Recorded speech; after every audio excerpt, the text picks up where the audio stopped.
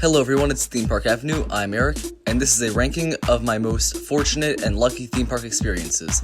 Whether I expected to have a bad day but had a great time, or something unexpected happened that really helped, this is going to be me telling some of my favorite theme park stories. I really enjoy telling stories, but before I get into this top 10, I ask that you subscribe to the channel if you have not already. We reached 400 subscribers, thank you so much for that, and now we're going to begin. First off, number 10, we have a Busch Gardens Tampa experience that's going to be a bit weird, but when I was young I really liked this ride called Busch Flyers. You had to be 52 inches or shorter, and at one point I was 53 inches, and the nice employee let me on the ride for the last time. That was really great. Maybe not the most lucky experience, but that's why it's the lowest one on the list. It's just something I did not expect, and it was really great. Number 9 was on this trip to Universal I had that was really bad because of crowds. The Incredible Hulk line I went in, it was really long.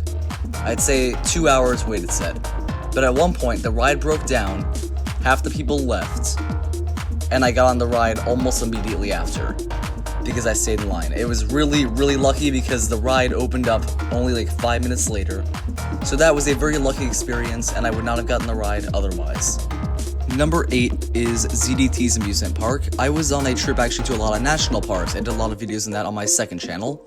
And I was on my way to Big Bend National Park, and we happened to be nearby ZDTs. We were not planning to go, so that was a pleasant surprise. I really enjoyed the park. Switchback was a great roller coaster.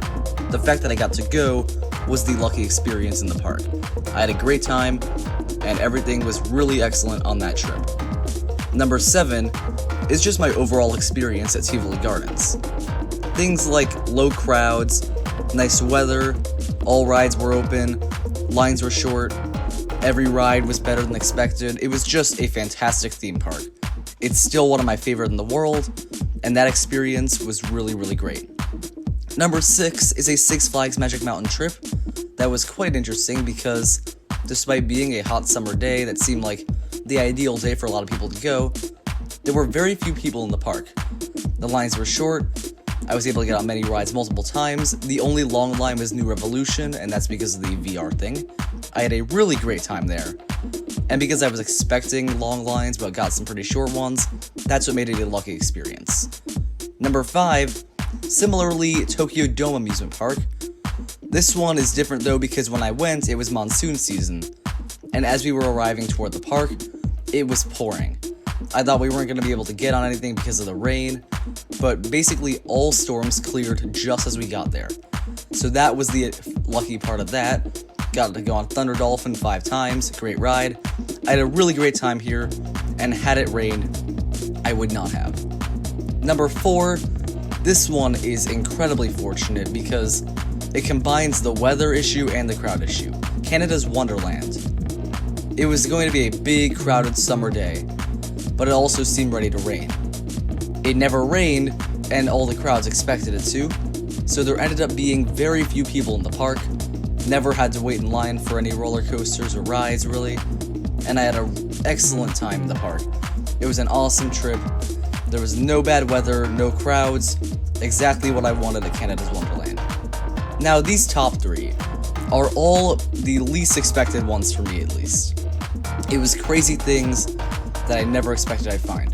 Number 3 is Six Flags Over Texas. As we were walking by the 2-hour line for New Texas Giant, we found a front of the line pass on the ground. There was no name on it or anything, and we ended up using it on New Texas Giant. It was amazing that we were able to get on the ride.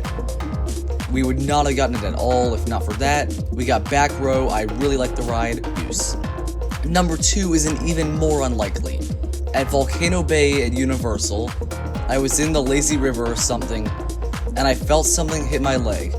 When I went underwater and pulled it up, it was a gift card for the park. It still had $10 on it apparently, so we were able to use that to get food in the park the next day. That was probably the most implausible experience I've had in the park. I never expected that to happen. And number 1 was my second trip to Cedar Point. my parents had somehow arranged to meet the CEO of Cedar Fair. I could not believe we got to meet him. And he told my brother and I about RMC Mean Streak before it had been announced. I probably should have made a video on that, honestly, but I kept it secret. Maybe he told me. I don't remember if he told me to keep it secret or not. But I could not believe that we got to see that, and he gave us front-of-the-line passes for any ride, which we used on Top Thrill Dragster, and we were able to get on that front row. Awesome ride. That was the greatest theme park experience I've ever had, and one I was not expecting. And those are my experiences. I hope you enjoyed listening to this. Thank you for watching, and thank you again for 400 subscribers. I can't believe we got 11 subscribers on Sunday. That is amazing. I'll see you guys next time.